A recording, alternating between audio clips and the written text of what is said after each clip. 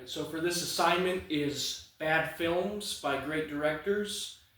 And the film that I've chosen is The Lovely Bones, directed by Peter Jackson, released in 2009. So a little bit about The Lovely Bones. It is an adaptation from Alice Sebold's fantasy fiction novel, loosely inspired by true events, but for the most part remains a fiction story. The story really revolves around a 14-year-old girl, Susie Salmon, played in the film by 𝘉𝘰𝘷𝘦𝘭𝘺 who she eventually ends up getting raped and murdered by a child molester, George Harvey, played in the film by Stanley Tucci.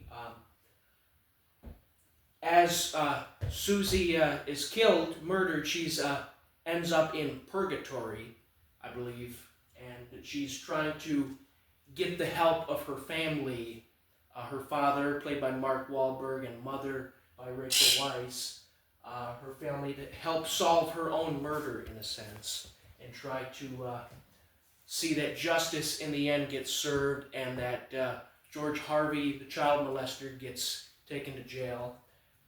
So that way, then, eventually, she can really gain her way into heaven. So, very complex plot and storyline.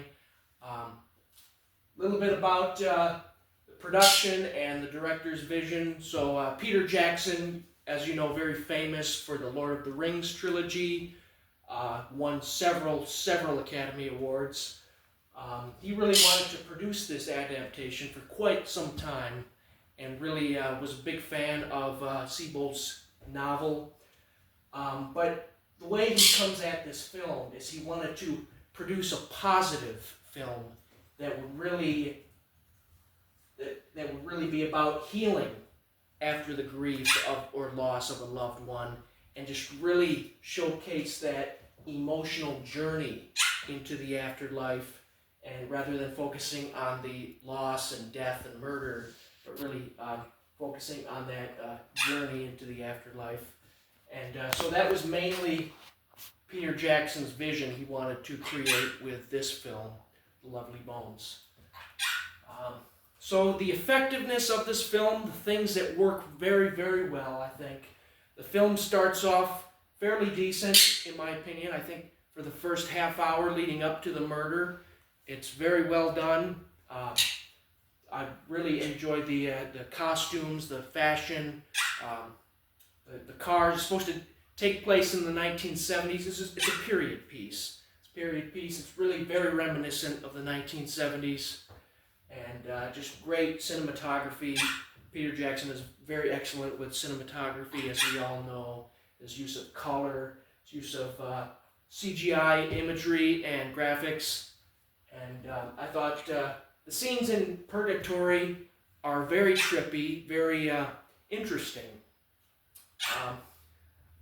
Specifically, when the girls are sledding down the hill, or they're traveling into heaven, the journey into heaven with the tree of life is in the middle of the garden.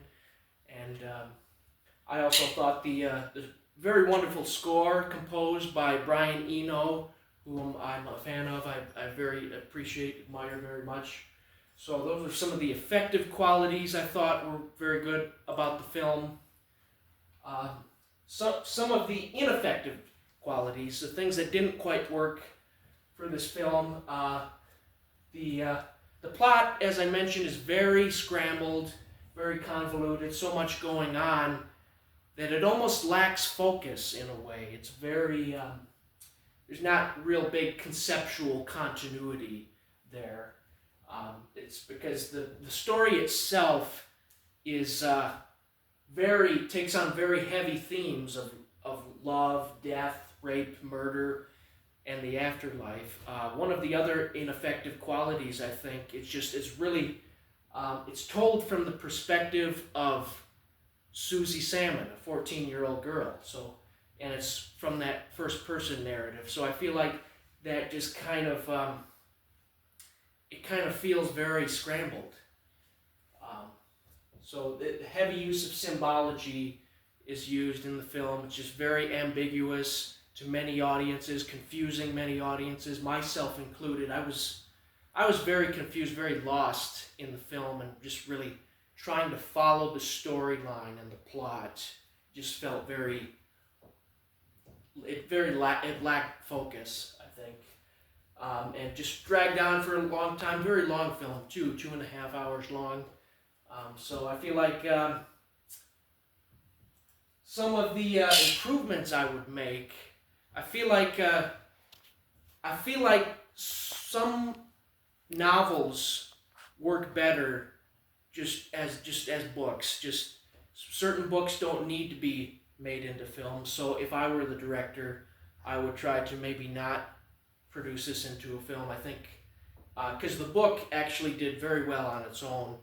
Some of the research I saw, the book gained a lot of notoriety, as opposed to the film didn't gain much notoriety. It really bombed at the box office. But some of the changes that I would make, I would try to have maybe a third-person narration, adult narration, as opposed to a first-person. Try to make the story flow a little bit more smoother, remove all that symbology and figurative ambiguity, as well as make a much more focused plot line, keep it somewhat closely related to the novel, because there were some parts of the film that were not included from the novel that were not included into the film. So I just try to make it much more closely related there.